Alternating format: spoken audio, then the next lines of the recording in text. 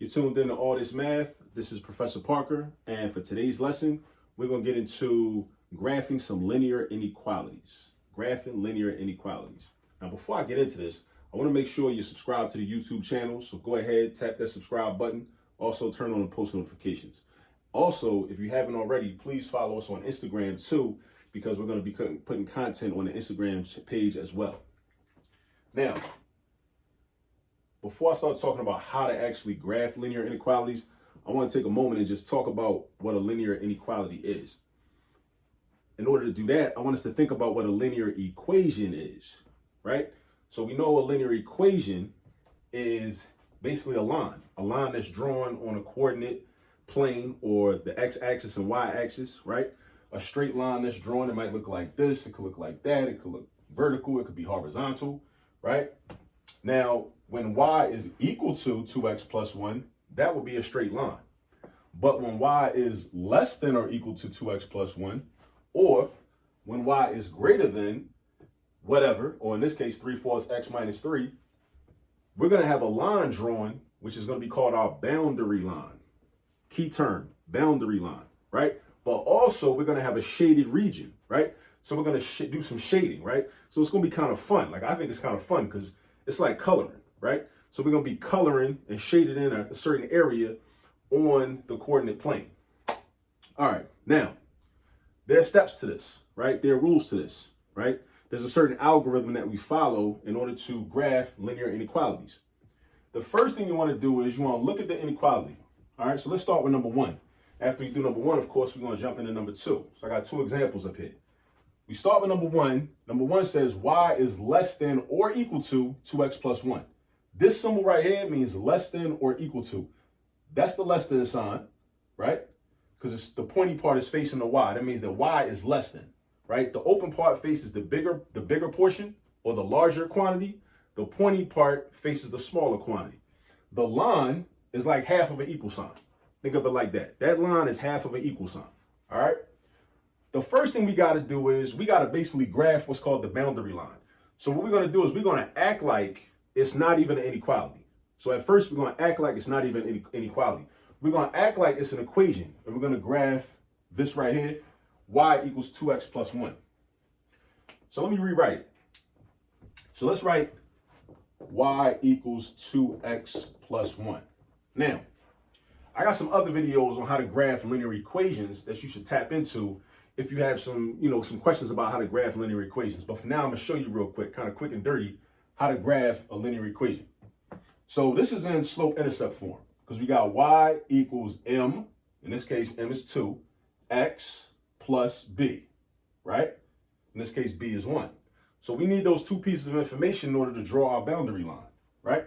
So we need to know what the y-intercept is. The y-intercept is this one right here.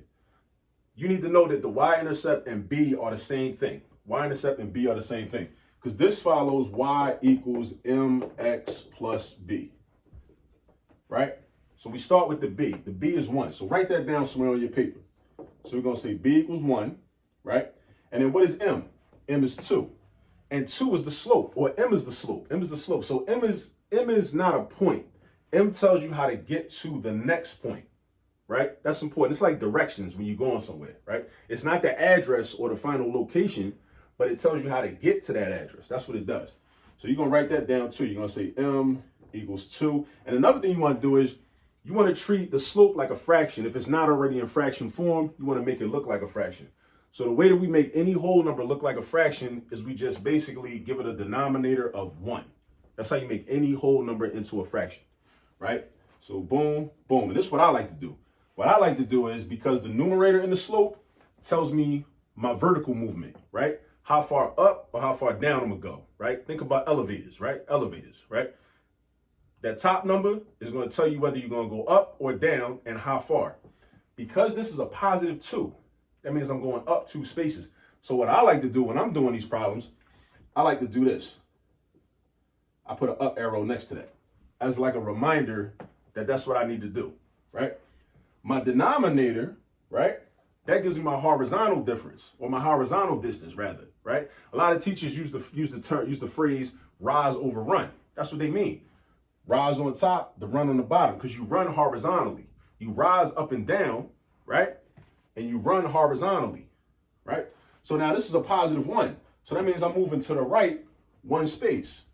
So I like to draw an arrow like this. So that tells me that I'm going to go up 2 spaces and to the right 1 space to get to every successive point in my graph, the graph of the boundary line, right?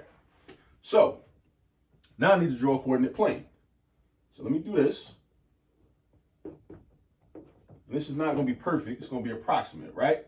So vertical axis is your y-axis, all right? Horizontal axis is your x-axis, just like the number line. So I'm going to put some spaces. I'm going to count by ones. 1, 2, 3, 4, 5. -1, -2, -3, -4, -5, -6. 1, 2, 3, 4, 5. -1, -2, -3, -4, -5, -6. Put another one up here, another one up there. All right, so now, when you're graphing a line, you always want to start with your y-intercept. Your y-intercept is like your starting point. Well, actually, you start at the origin, and then you go to the y-intercept. So my y-intercept is 1. So that means that I go to +1 on the y-axis, not the x-axis, not the x-axis, never the x-axis, unless you're trying to graph the x-intercept. But we're not graphing the x-intercept. We're graphing the y-intercept. B is the y-intercept, right? So what I'm going to do is, B is 1. I'm going to draw a point right here at +1, right? Then I use my slope to get to the next point, right? Again, reminder, the slope is not a point. The slope is not a point. The slope tells you how to get to the next point. It's directions. It's not the address. It's just directions. So, and see, I got my arrows here. So now what I know, I can visualize this already. I'm going up 2 spaces, and then I'm going to the right 1 space. So I'm going to do like this. I'm going to go 1, 2, and to the right 1. And I stop right there. And then I draw my next point. Boom. See, I started here. This was my y-intercept, +1. I went up 2 and to the right 1. That's my second point. Now I need a minimum of 2 points to draw a straight line. A line has an infinite number of points. I need a minimum of 2, right? Now I need to draw the line. But now I got a decision to make. Because when we're graphing inequalities, right, and we're trying to draw a boundary line, you got 2 choices. You can either draw a solid line or a dashed line. A solid line or a dashed line. So when you get to this part, you got to make a decision. Ask yourself this: should my line be solid or should my line be dashed? Because, and how do you know it? How do you know what it should be? This is how you know. If it's also equal to, then you're going to draw a solid line. Only when it's also equal to, it's going to be a solid line. If it was only less than 2x plus 1, you would do a dash line. A bunch of dashes. It would be like perforated. You know what I mean? All right. So I'm going to draw a solid line. So I don't have my ruler, but I'm going to just try to estimate and go like that. There we go. So that's my boundary line, right? Now the question is, because it's a linear inequality, I got to shade somewhere. Because basically what's happening is we're saying that y is not only equal to 2x plus 1. That's why the line is solid. But the y values are also less than 2x plus 1. So what I like to do is, I like to think of it like this. I imagine that y is the shaded region. And I imagine that 2x plus 1 is the line. So let me write that up here. So that's the shade, and that's the actual line. So when you visualize it like that, or conceptualize it like that, and there's other ways to figure out where to shade, but for now I want you to think about this method. Y is the shaded region, 2x plus 1 is the line. So think about it. If y is less than the line, or if the shade is less than the line, that means the shade should be underneath of the line. So if the shade is less than the line, the shade is underneath of the line.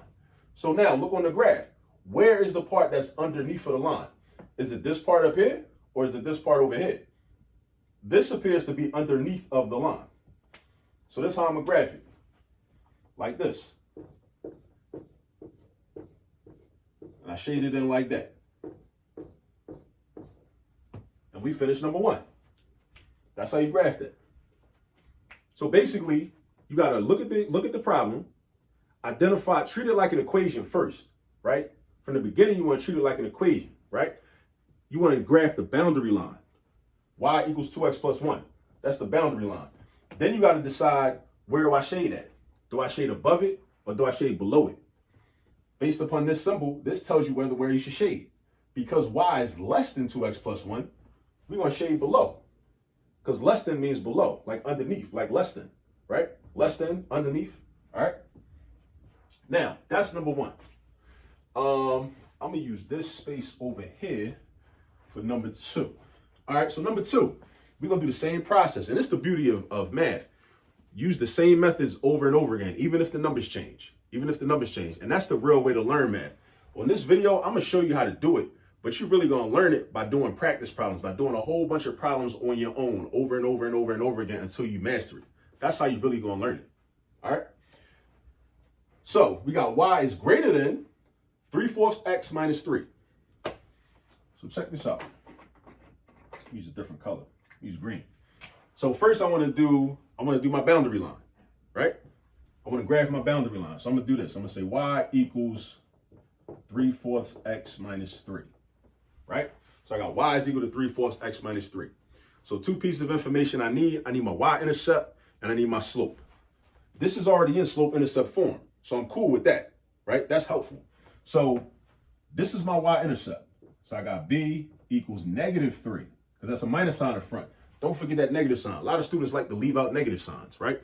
They want to be on some positive vibes only type time, right? If it's a negative sign, you got to keep that negative sign. That negative sign is important. Leaving out one negative sign will throw everything off, right? So if it's a minus sign in front of the 3, that means that the 3 is negative. You got to keep that negative sign. So b is -3. b is not just 3. b is -3. I can't emphasize that enough. Then I go to my slope. My slope is +3/4, right? Again, rise over run. Rise is on top, the run is on the bottom. The top number tells me the vertical movement, how far up or down I'm going. Because it's a +3, that means I'm going up. So like I said, what I like to do, I draw arrows like this, right? The denominator, or the bottom number, tells me how far I'm moving horizontally, right? That's a +4. So it's a +4, so that means I'm going to the right. 4 spaces. So I'm going up 3 spaces, and I'm going 4 spaces to the right. All right? Now, I'm ready to graph. I'm going to draw my boundary line. I'm going to do another XY coordinate plane. Y-axis, X-axis. Draw some spaces up here.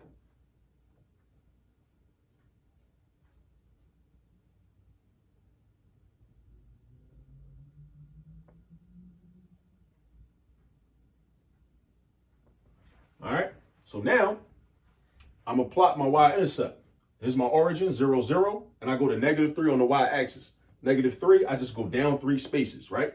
+3 is up here. Don't make that mistake. Also, again, don't put the y-intercept on the x-axis. The y-intercept goes on the y-axis. Remember that. All right, so I got 0, -1, -2, -3. I draw that point right there. All right, that's our starting point. The y-intercept is our starting point. Then I'm going to use my slope to get to my next point. So I'm going to go up 3 spaces, and I'm going to slide to the right 4 spaces. So I'm going to go 1, 2, 3, and then I slide to the right. Now, I don't draw a point right there. Let me pause for a moment and say that, because a lot of people make that mistake. They'll go up 3 spaces and then try to draw a point right there. Nah, don't draw a point right there. You don't draw a point until you rise and run, right? You got to rise and run. Then you draw the point.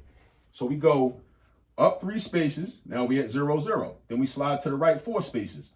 1, 2, 3, 4. And then we draw a point, just like that. Now, I'm ready to draw my boundary line, but I got a decision to make about my boundary line. Should it be a solid line or should it be a dash line? Should it be a solid line or should it be a dash line?